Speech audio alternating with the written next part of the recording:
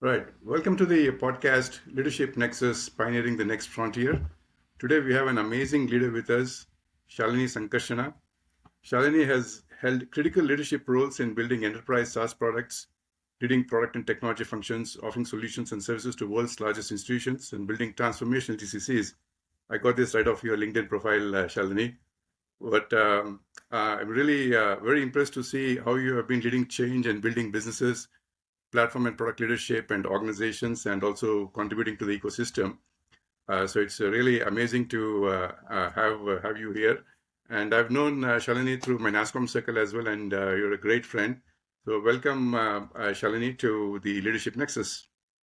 Wonderful. Thank you so much, Ravi. I'm so excited for this journey for you, and thank you for inviting me. And yes, you've been a true friend a very long time, and looking forward to this conversation. Fantastic, great. So, Shalini, maybe we can just begin with how would you describe yourself as a leader? Still growing. Uh, uh, okay. I can tell you what I intend to be and what I try to be.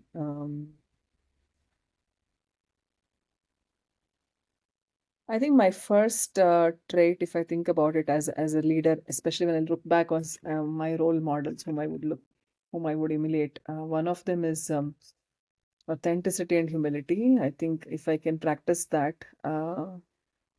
and take what we need to do seriously, but not ourselves so seriously, I think that's been something which I'm really practicing hard. While we do that, I think in the era that we are in terms of just the work environment, professional environment, and all the things that's going on in the world, I think ability to change, being okay with change, being okay with changing your own what you thought was the right points of view. I think just that flexibility and agility, uh, I think would be the second, while not compromising on your core values. If you can do these three things and help teams, I think I'll be a good leader who can have a good night's sleep. Authenticity, humility, flexibility, agility. Right. Yeah, I Great. guess those are the ones. Yes. Okay. So, Shalini, one of the things I noticed in your career was that you started off as a software developer, and then you moved to business analyst role at ADP, and then you joined Broadridge, where you rose to being the senior EVP. You were there for a long time, for about 12 years, and now you're MD at Planview for more than 2 years now. So this is a great career. So I wanted to just touch upon transitioning from one role to the next.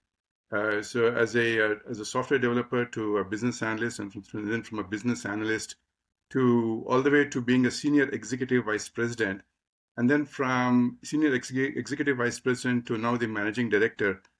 If you could just take us back into those transitionary moments for you from one role to the other, how did you handle those transitions and how did you grow into taking on to the next leadership role and challenges? Before I do that, I want to just share that I was part of probably the same organization for the last 23 years before I moved to Planview. So ADP, Broadridge, Wilco, these all have been, the companies have gone through transition, but I was part of the same team. So Wilco is where I joined. I began my career, and we were about 200 plus kind of people, a small team, just outsourced from the Shaw, and that unit had been sold out, and we were a subsidiary to a UK unit. Few years down the line, we got taken over by ADP, and through ADP, I saw the growth all the way up to, I think when I left, ADP was closer to 10,000 people back then. And then the brokerage unit of ADP. ADP had multiple businesses at that point, and the brokerage services is what got spun off as Broadridge. And again, came back to about 400, 500 people. We kind of grew back again. So I think that's been the journey. The company has gone through a lot of journey, and I've been fortunate to be part of that, I would say, founding core of the team. Founding is a hard word, probably core team or initial team. And I think that definitely gave me learnings well beyond what I anticipated in a career. I think all I did was sticking through the whole change, and not drop out, because I think that gave me a sense of what does it mean to be a part of a large organization, a small organization. What does leadership look like? What does leadership look like when your entire organization identity is changing? Like when ADP to Broadridge happened, and I saw some of the leaders how they helped us transition to rebuild our identity, recreate our identity, bring back the pride. I think that whole journey for me has been a massive learning. Second is just my own transition. I think a lot of times the transition was not designed. I think by nature I have been a person who says yes to any new thing that comes up, and I've had some amazing support of honestly mentors and sponsors, people who would hold my back when I'm not in the room. I think that has helped a lot. That's something which I would love to do as a pay forward from my own. That's what's been my attempt. But going back to my transition, Ravi, I think every single time, probably only couple of things. Again, these are all hindsight, right? When I look back, I think what always excited me is moving closer to business, moving closer to customer part of it, and just looking at what adds value and not just get stuck in what am I doing as an activity or a task. I think that was something which was very natural curiosity and hunger to do from day zero for me. So I was not stuck to labels, job functions. I'm sure I was not easy to handle for my bosses, but because I was always stretching either upstream, downstream, trying to ask a lot of questions, going to the next level and saying, "Oh, I can do this too." So I think that curiosity and that environment to move into closer to customer definitely helped me. Second is for some reason was never worried, scared, anxious getting in front of customers. So I realized that that is something which comes naturally to me. So something that I would continue to evolve. And third is I think uh, before I looked at how ready am I for a role, I would always ask the question, is this role taking me and the team forward towards whatever is the journey, right? Up the value chain or towards the value. So I think that question helped me, Nobody taught me, but when I think back, that was also the working environment and my managers and my bosses. But the fact that I could always think forward and not get bogged down by am I ready, I think whether it was naivety, but I think I've just keeping that up has helped, because a lot of times I think for me the learning has pretty much largely been on the job. Has it always been successful? No. There have been definitely times where I have fumbled, fallen badly, but I think the fact that could keep moving on, grow into the next role, it was always growing into the next role. I think that mental will that kept on building, I definitely think that was something which continues to help me. And for example, even in Planview, right, just stepping out of this sector which I've been used to for last 23 years, and then you move to something which is fairly horizontal, has been fairly exciting. But that's been the biggest, I would say, the softer parts of the factor. Always softer parts are the hardest ones, right? But skills, I think I've learned along the way. Over the last few years, tried to work more at the ground level in the ecosystem development, etc. That's when I met you all. I think you all have been great peers who have taught me. So it's been a constant journey of learning, and I think I really like learning. So I think that's what I've realized, and that helps me. Saying yes to opportunities as and when they come by, is courage, humility, and continuous learning and paying it forward. Brilliantly summarized. Yes. Okay, great. So let's deep dive into the leadership nexus, pioneering the next frontier. And I wanted to explore leadership in global capability centers.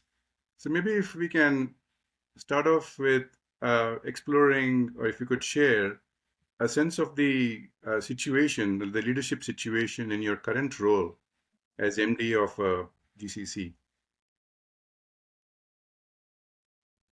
Um, Planview as a GCC journey has taken I would say, a slightly more leapfrogging approach, which means that while we had a nucleus of a GCC for some time, I think in the last 3 years plus, there has been a very deliberate and intentional focus to have India center as a strategic center for the organization and a multifunctional center, and what I would say, microcosm of the entire organization, which means go across every function from sales to post sales, pre-sales to post-sales, go across every geography, go across every product line that we hold. So that's been I think mostly I've seen organizations grow into these with either of the dimensions, start somewhere and grow. But I think we took that leapfrog of kind of true transformation, big bang one, and then now growing faster into each while stabilizing. So that's the environment right now. Um, I definitely, for any new GCCs coming up, I would always recommend that look at this approach. Sounds very hard on change management, but this approach I think has made us definitely more nimbler. It is not easy in the short term. It does take a toll if you don't manage change well. And we need people and a leadership team really having the courage to drive it. But once you do that, I think the dividends that get paid back is pretty phenomenal. So that is something which I definitely see. And when I interact with a lot of my peers, GCC leaders, I think this phenomenon is definitely picking up. While we've had GCCs for the last 20, 30 years in some form or the other, in the form of an ODC and a BOT, and I think those have had amazing maturity cycles as well. I was part of one of those organizations where I think there was a constant breaking of the ceiling, go more, do more, get closer to customer, get closer to business, do everything has always been the focus. I think that maturity journey has definitely really built long lasting GCCs in India. I think the second wave or the new wave that's coming in, especially when a lot of GCCs that are coming around right now, beyond the Fortune 500, it's also a new wave of a host of private equity based companies wanting to have an India strategy. A lot of mid segment having a lot of presence for India. I think that wave is picked up, and in that wave, especially this multifunctional way seems to be a good way. But again, depends on the right leadership team that you hire here as well as the sponsorship back there. Amidst all of this, change is going to be really, really constant. So this is not a slow drip. This is not a slow burn. It is true big bang change management. So I would say I think need to have that structured and also the will to go through the change.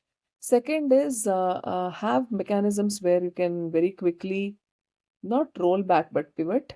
For example, we've been going through transformation within Planview, or not just the India part was only one of the levers, but transformation of the overall business, because we grew in the since 2020 to 2023, we almost doubled the business. So essentially, which means both organically and inorganically.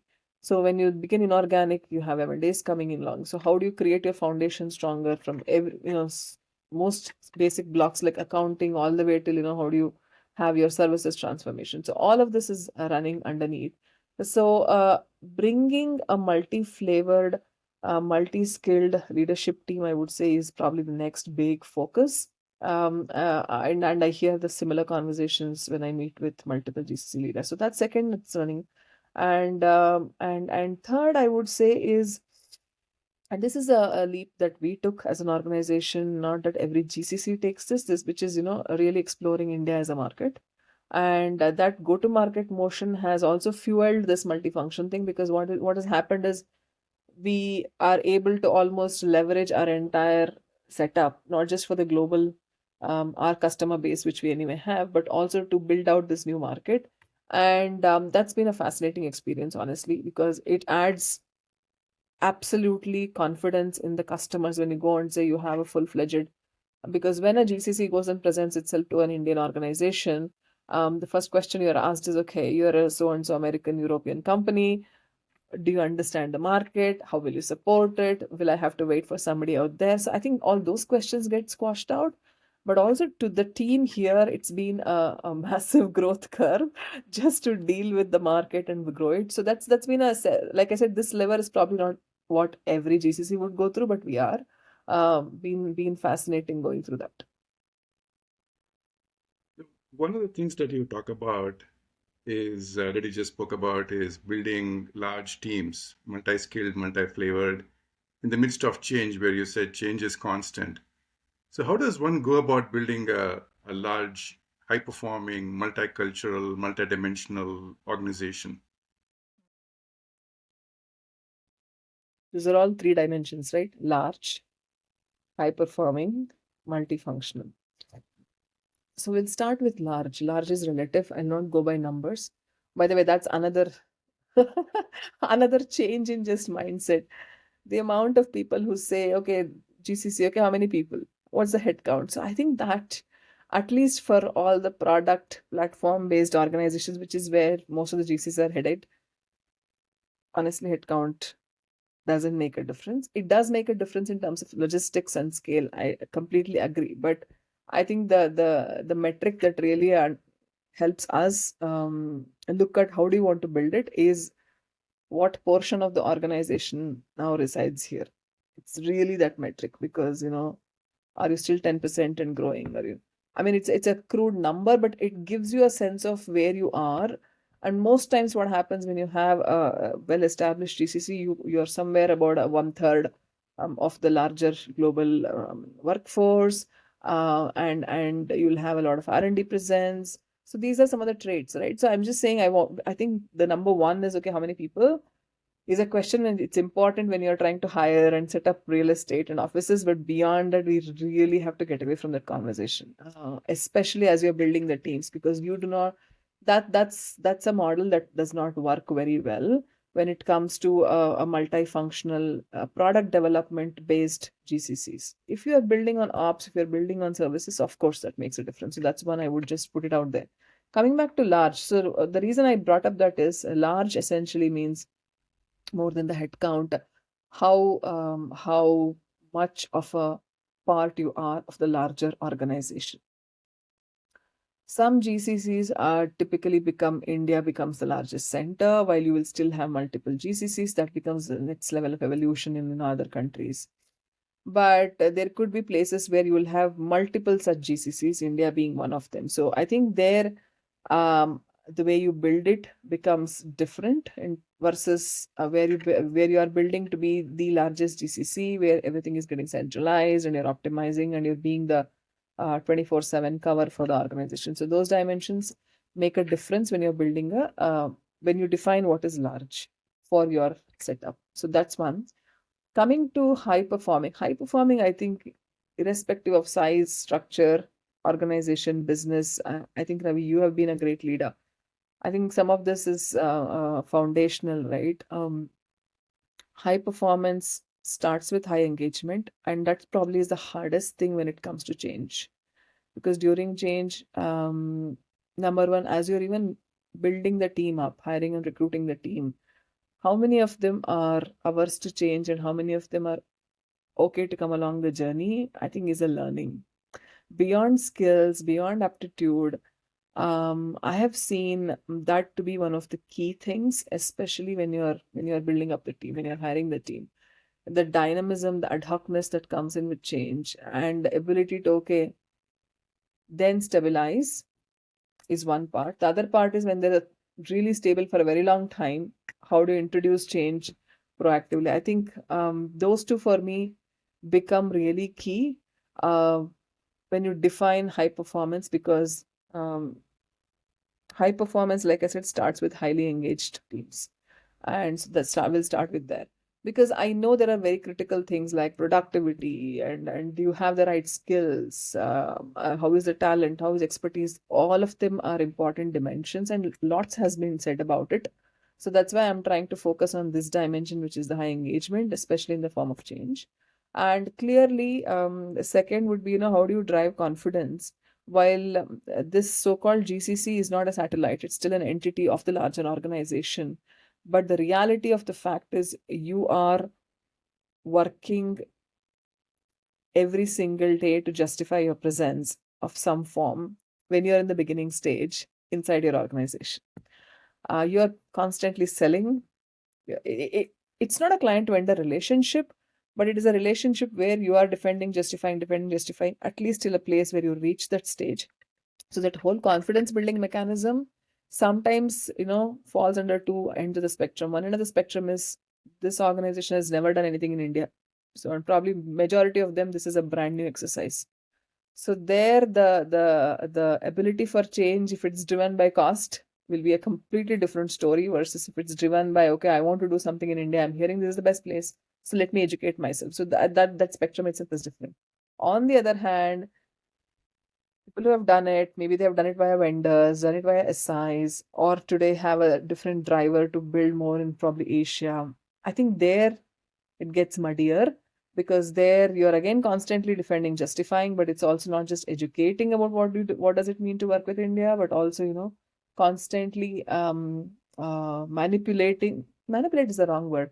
Constantly evolving the operating model and tinkering with it, ensuring. So how do you build this whole matrix structure? I think all of that becomes a second dimension, right? Which is the day-to-day ways of working, and that depends on the origination of the India strategy. So high engagement operating model. I would say the third is, and in no particular order, but truly, unless we have great talent, confidence will not get built. All the change, you're going to only introduce more chaos. So I think, and that talent probably in two dimensions. One is truly bringing world-class talent and putting it out there changes the conversation.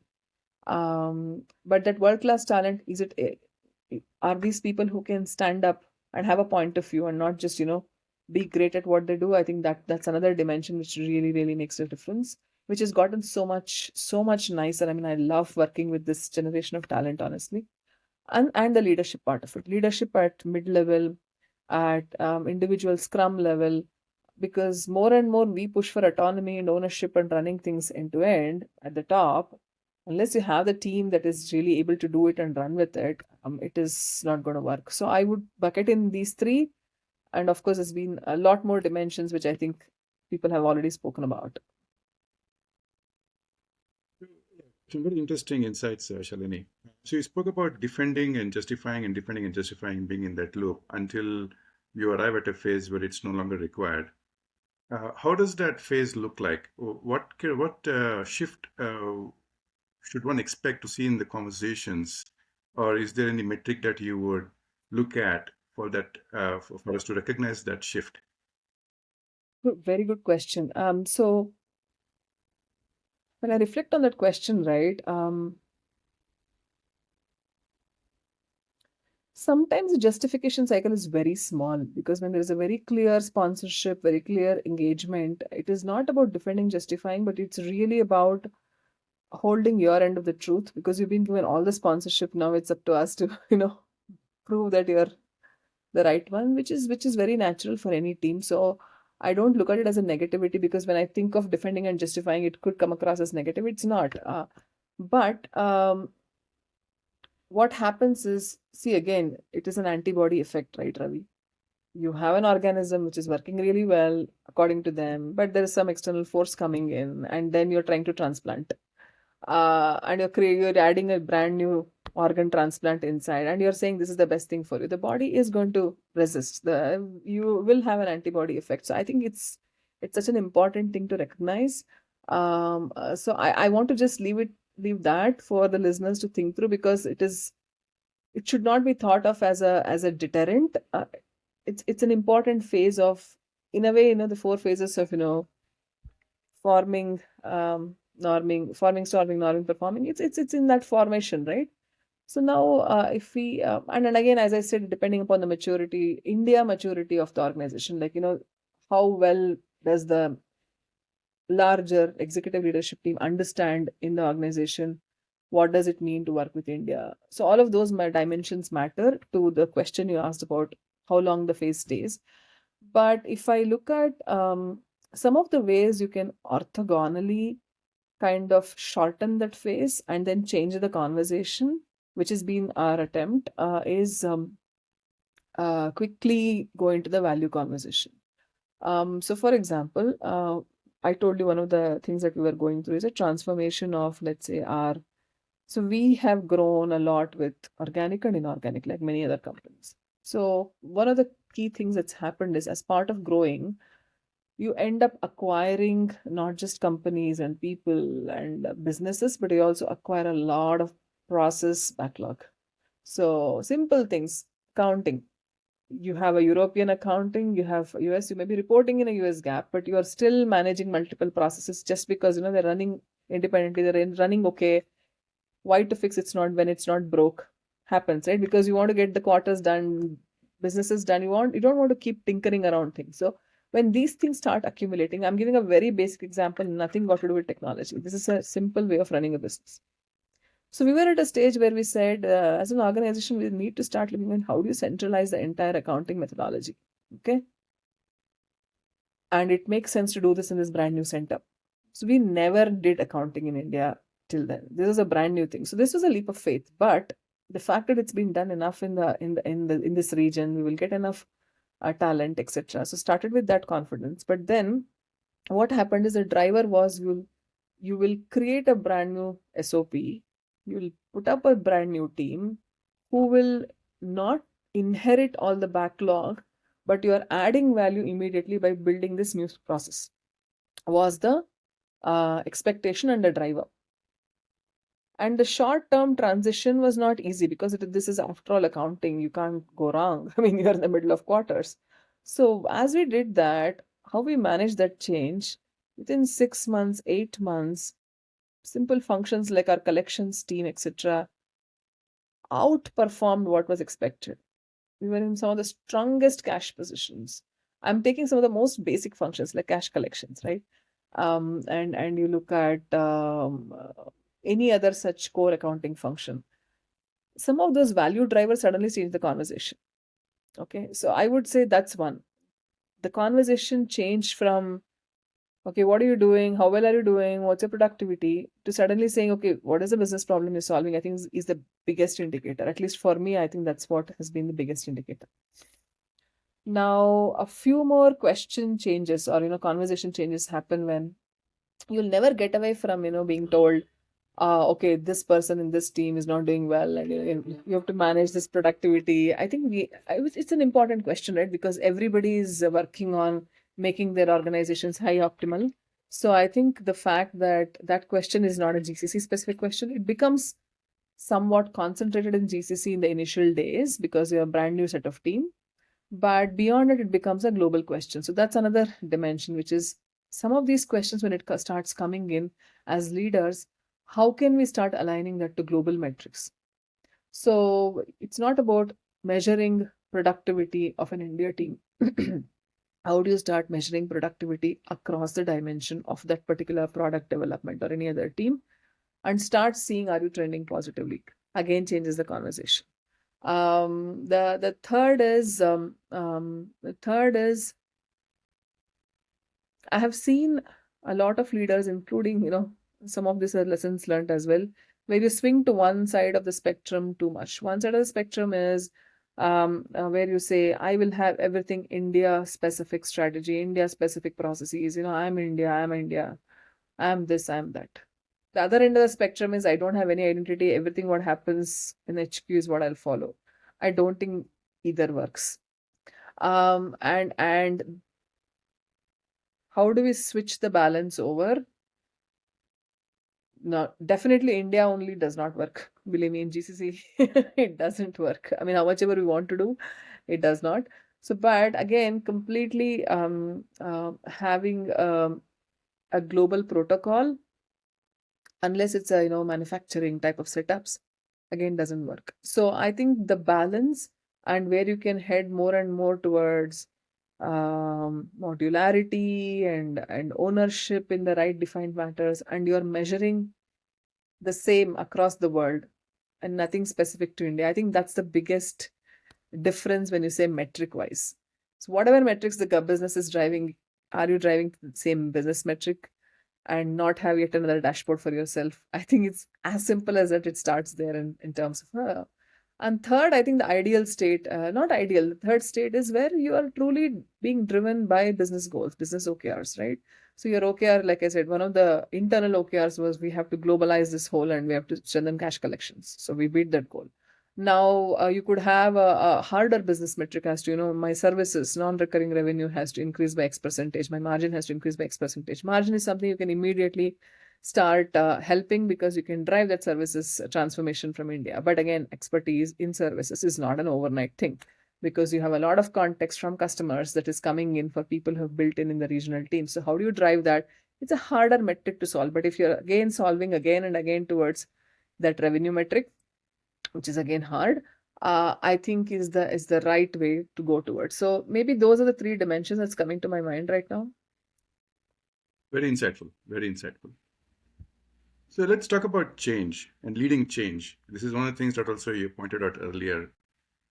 What is your some of your biggest challenges in leading change, and is there any framework that you use, and what how should one go about leading change, especially in the context of some of the transformational shifts that is happening in the industry today, and leading change from India that is global in nature?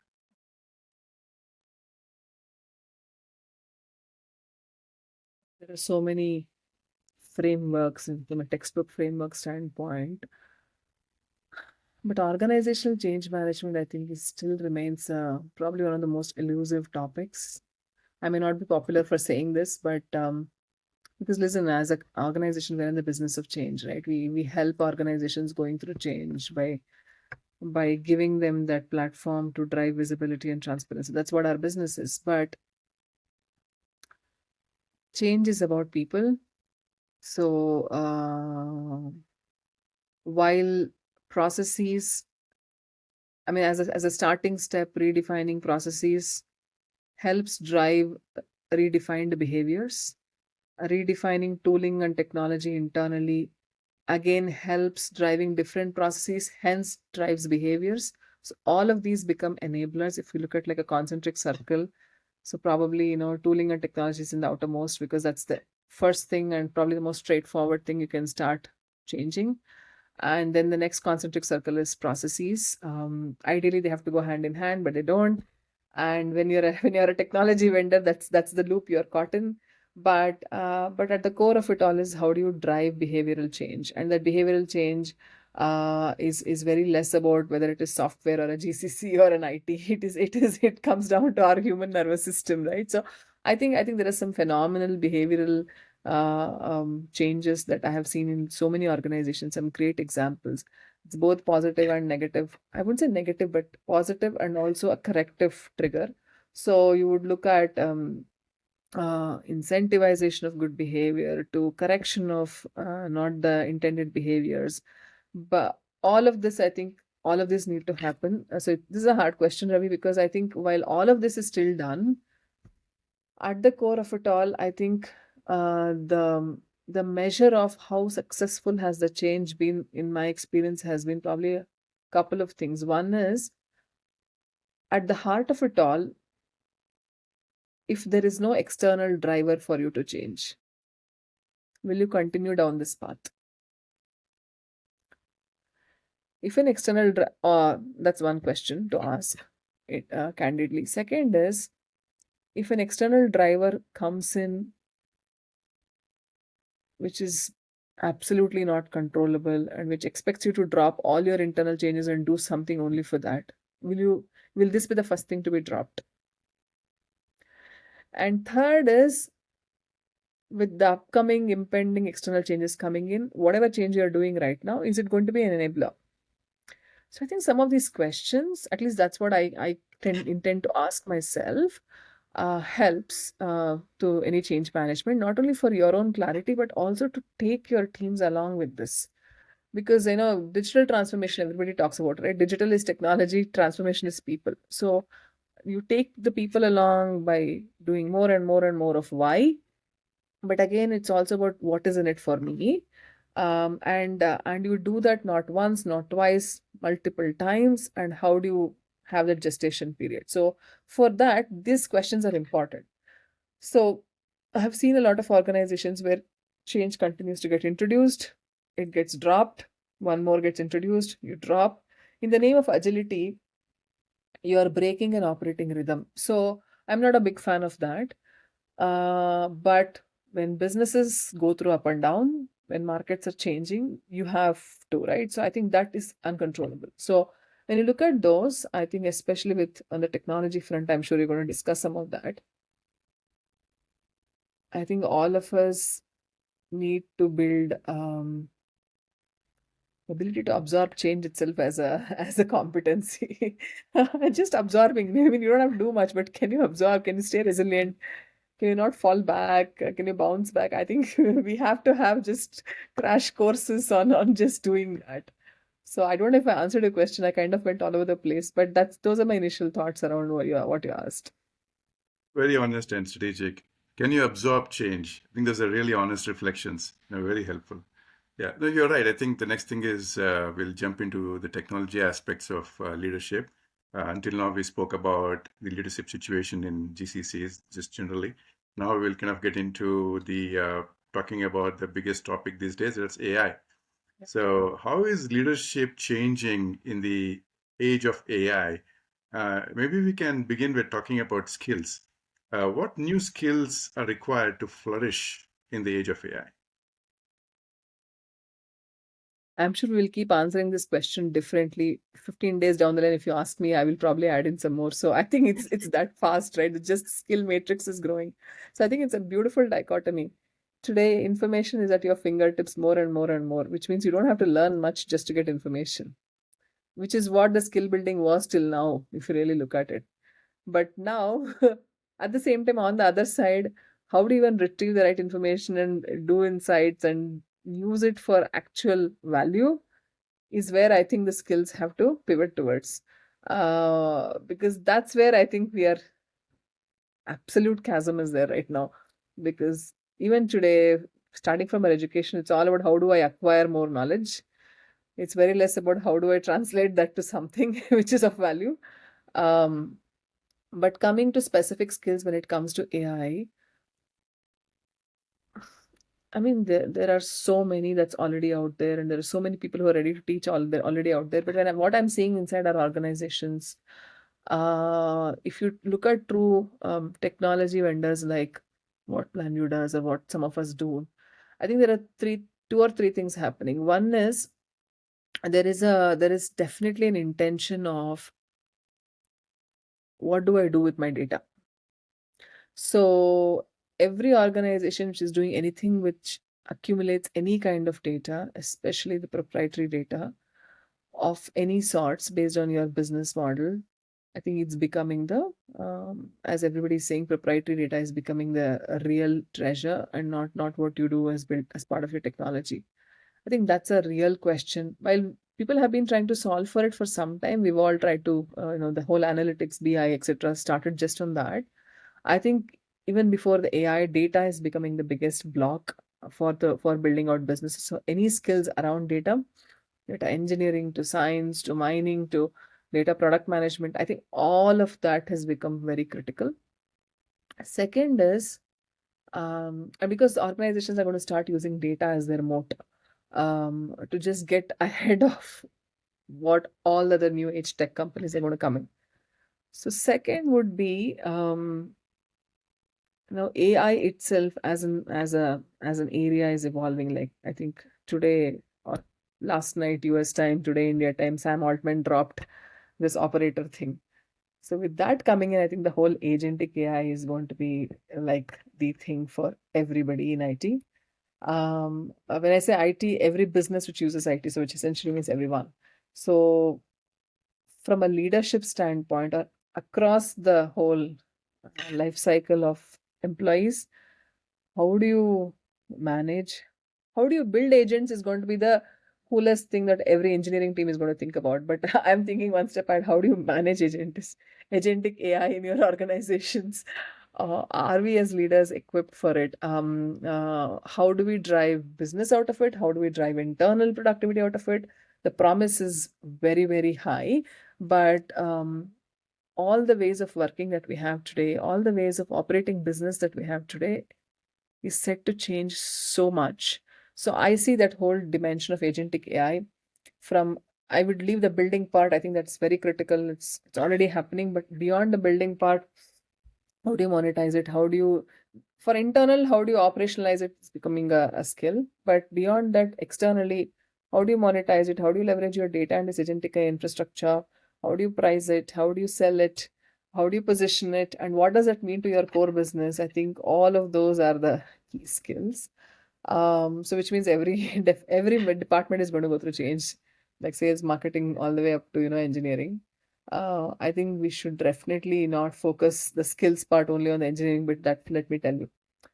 Third is, I think, what will be the future of SaaS businesses? I think that's where the skills, even as you build platforms, how do you start building the platforms? You have platforms which exist for 20, 30, 40, 50 years. What happens to them is one set of skills where the traditional modernization journey is going to look very different if you really build AI into business logic. And is how feasible is it, viable is it? I think there's a whole new set of engineering skills is going to come together. On the other hand, just building new age tech today has become a lot more faster.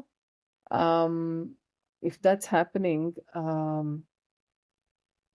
then how do you really upskill your entire team to now look at what more than just, okay, I'll build this beautiful website for you. That's my marketing function. Today we have tools, you can build it in 5 minutes. So then what is the skill that you really need? When you're a digital I'm again stepping away from just engineering part of it, because if you just look at digital marketing, what does digital marketing mean today? SEO mean today? I think is changing because of the new age tech formation becoming so again, like I said, these are the three dimensions I'm thinking about in agentic AI. How do you see that? Great, great. Yeah, I think this kind of also just relates to what you just said earlier about really looking at from skills to actually demonstrating value. Not just skills, but what value Yes, yeah. I mean, are you I, showing? I Right? think absolutely, Ravi. I mean, the question right now is value engineering, honestly. I mean, before even talk of value to the customer, I mean, we have to start defining value for our own teams and organizations, because I think that's the biggest question. And how do you do that? It's always been hard defining value, as you know, in the business, but just defining value in this age of technological change, I think that will be a skill by itself. Just that's a good segue into my next question about the Go on, Ravi. impact of generative AI. Hmm. How are you seeing generative AI technologies impact the way that your teams are working right now, and how you're having conversations with your customers? We are definitely okay. If I look at our own organization, we are leveraging generative AI in a few ways. One is internally, we are using generative AI just in our customer care support, help desk, that whole function. I was just meeting the team yesterday, and it's fascinating how these care analysts are leveraging that as both a knowledge base and a way to onboard faster, just being abreast of what's going on with customer, with technology. I think so that whole space we're using generative AI pretty extensively internally. Almost marketing is another function which is using generative AI very extensively. And most all of us are using generative AI to do something. Our HR function uses generative AI for from a hiring standpoint to creating job descriptions to all the foundational functions. These are all what I would call very straightforward use cases. What we are also thinking about is how, which is on the internal part of it, right? Now, externally, we have launched our own Copilot, which is essentially becomes so anybody who is using leveraging Planview as a solution to drive their business imperatives. So Planview Copilot becomes at the very least an assistant for you to help run this. And at its best value, it becomes a recommender, action taker. So that imagine an entire portfolio management process today, the way it's being run, where you have to, while you have this technology, it gives you some data, but it's also showing you all the broken processes that you have, because the data is only an output of what's going on. So you look at that, you have a team of teams to just look at, interpret, and then decide, and then take decisions to implement those decisions and validate if those decisions do not have upstream, downstream negative impact, and get another cycle. Then you go back and then you implement an action. Then you have a long feedback loop. While all of this is happening, you have to orient your development teams, your manufacturing teams, all of it towards change. So that's the cycle that's running right now in any organization. I think the idea of the co-pilot is how do you shorten all of this cycle and you get directly into implementing the change into your teams. So that's the attempt. So, and we are already working with multiple customers in the beta phase, and we're going live with some of the key ones. In starting with this, which is just leveraging the technology that we have effectively, all the way up to recommending based on the data, the current data, because the way Planview Copilot is built is it is it is using all the structured data of that organization in our system. It is using our own philosophy of the product and all of the product way of working. It's using some of the thought leadership of agile ways of working, and we have our own methodology of project to product. All of this is coming together as insights, as the organization's data for context, and looking at the best practices based on all of, we have about 4,500 odd customers, of how they run businesses. So I think this whole intelligence is built into the Copilot. So which starts looking at every question you ask, you interact with it and say, tell me what's wrong with my portfolio today. It starts giving you. So it's, the idea is to simplify the whole decision making process. I think that's where we are really pushing forward. So that's another method where it's not just generative AI, it's a combination. While the experience is of a generative AI, a chatbot experience, but it's truly coming in with the entire AI toolkit, the classic AI toolkit. And those are two dimensions that we are working on. Plus, of course, just our own development teams and engineering teams are trying to implement to make that, increase their productivity and all that. Those good things are happening. My last theme is talking about future of work.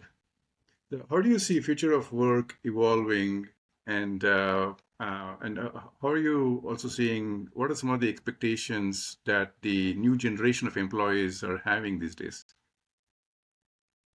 Interesting question. Um, when I look at future of work, it also depends on the persona for whom we are thinking of future of work. So I'm looking at that. So future of work can be looked at from probably a few paradigms, right? One is, how do organizations have to look at as future of work? How do businesses who are doing anything with future of work look at it as business opportunities?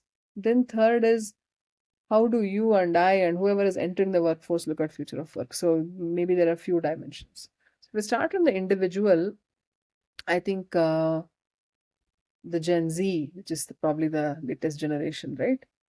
What I definitely see is the future of work for them, the work itself is defined for them not just by activities they do, which means that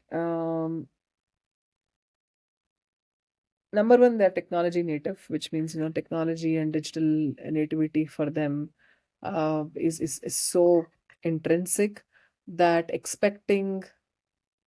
So I think that's where expecting that generation, which is digitally native, to work on businesses, technologies, operating models that are 30, 40, 50-year old, I think is going to be one of the biggest things that we have to work on from a future of work paradigm itself. So, but that is one on Gen Z. Second is Gen Z, what I see is not only Gen Z, I think a lot of our generations moving forward is seeing, how do I build something that is not just about working for an organization, but how do I build more for myself?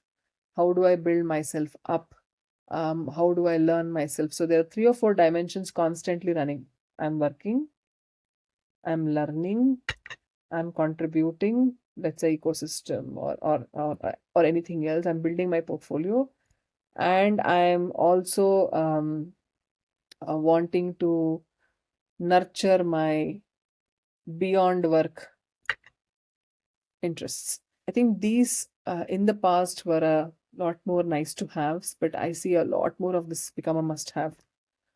Some of this is aided and enabled by technology, the way we are working with hybrid, the way organizations are a lot more global today. I think the global influences are definitely out there. So that's one part. Again, the other dimension to think through is when you look at the same,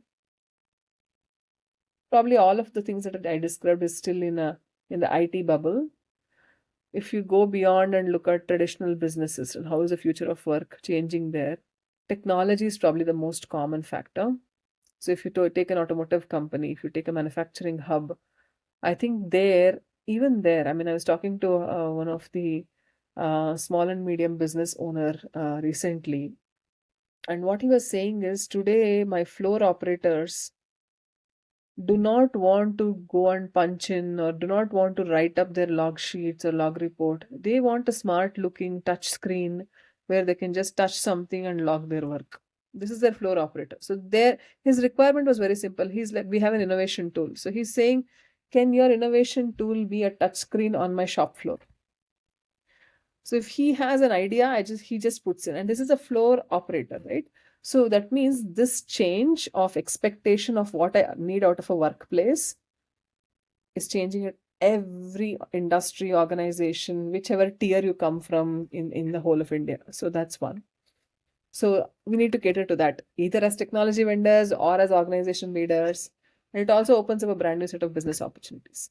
Then if you look at e-commerce and retail, I think that space is like revolutionized already in terms of expectation of both the customer as well as what happens in terms of future of work. Because then you are looking at technology to drive your entire user experience and hyper personalization. If those two are becoming dimensions, not just from business, it's becoming an expectation of each individual. So even in work, the uniqueness value has become very critical for people to identify. So at some point, I think earlier generations, we were okay to be a part of a big thing. But right now, it's not just okay to be part of a big thing, but you also need your own individual, unique identity and value to always stand out. That's a hard one to. Not everything is providable, but I'm saying those are expectations that's coming in. Yeah, and I'm not even talking of technological upskilling and expectation, etc., because that's commonly discussed. So I thought these are some unique ones which I'm definitely noticing. Great. So, talking about hiring, what would be the three most important leadership skills that you would look for in your new hires at a leadership level? Ability to absorb and drive change. Um, Ability to build alignment. Alignment is not saying yes, but alignment is building alignment. So agree to disagree is also an alignment, right? Alignment to global to local, alignment to customer to internal. So I think alignment in general is a skill of combination of influencing, negotiation to domain expertise. I think all of that come together.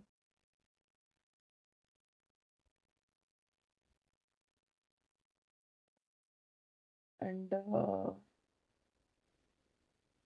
awareness of all these changes that's coming in.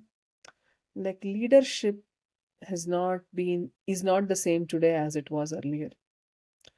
So are you able to understand change, be agile? Are you constantly learning yourself? Are you adapting while having a point of view? I think, yeah, those are the three things. They're hard to measure, but I always look for those three because once you have these three and you have decent expertise in whatever you have done, I think you can really pick up and be successful in any organization. Observe change, alignment, and continuous learning, Continuous learning and self-awareness. self awareness. Because a lot of times you have to be okay to be challenged and questioned and change yourself sometimes. And that means learning is not just learning from somewhere else, learning from yourself, learning from your juniors, learning from your customers. So that's what I mean by learning. So which essentially means you have to change. If you have to learn and you have to apply, you can't just keep learning. That's what I meant. Excellent. Great. So now we'll just jump into a few personal questions. Yeah. In your leadership journey, Shalini, who or what has been your biggest inspiration? Who is so hard, Ravi? There's so many people. Um, yeah. What I think,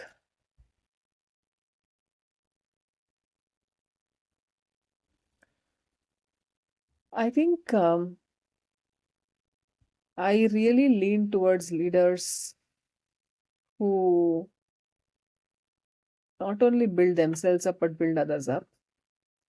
So there are a lot of them in the ecosystem, in the organizations I've worked in customers I see. So I'm in our own homes. I'll give one of the most used answer. My mother. I mean, I think she's a phenomenal leader. Phenomenal leader. We have not had an easy life when we were growing up. I think the way she stood.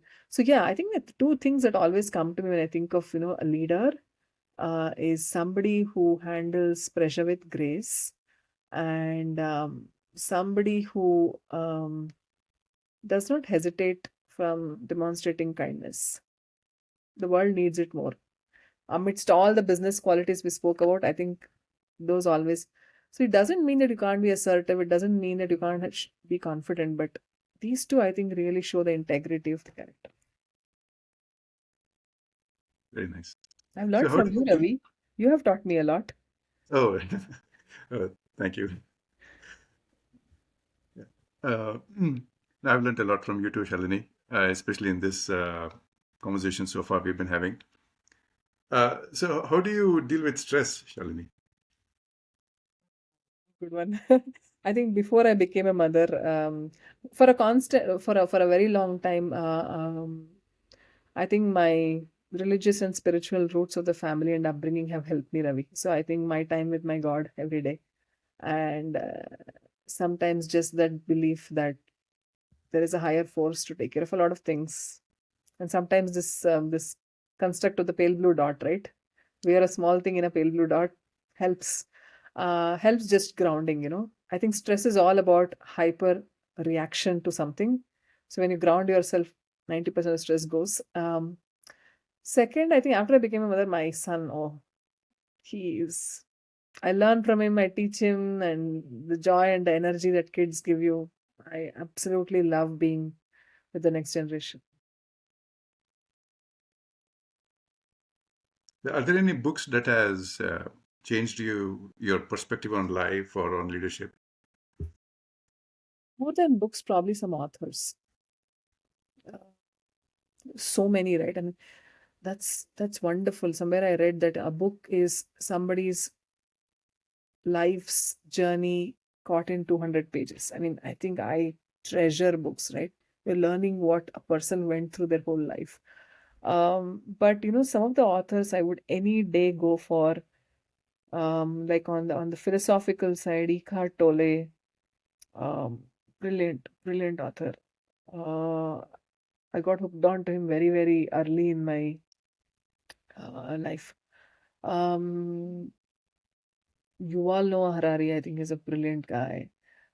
Any day I would go back and reread those books again and again. I mean, I'm like the amount of foresight that gentleman has. Non-fiction, one of the early books I read, Atlas Shrugged, Ayn Rand, I think was such a change in the way I thought. Um, so many. Bhagavad Gita. I think there is no better book on life, leadership, and self than that. Yeah, you'd need multiple lifetimes to understand it, but it is so simple, so succinct, and so timeless. I mean, big fan. Yeah, multiple, but I think these three kind of stand out. Fantastic, Shalini. So I think we're at the end of our podcast. Anything you would like to share in closing? No, Ravi, thank you. Thank you for taking me back, the flashback, flashlight. Sorry, at times I was kind of going off into space and thinking because you made me think. And I hope what we shared is useful for others. It's been a huge journey of reflection for me, and thanks for letting me do that. You always do that. You give us space, and thank you for doing that. Absolutely, Shalini. It's been a really wonderful pleasure and a privilege talking to you about so many topics. And you've been very open in sharing your views. And I must say, it was very inspiring. And I learned a lot from this conversation. My deepest gratitude to you for your time and being on the Leadership Nexus podcast. Thank you and wish you all the best. I'm wishing the podcast to be number one very soon on all playlists. So thank you, Ravi.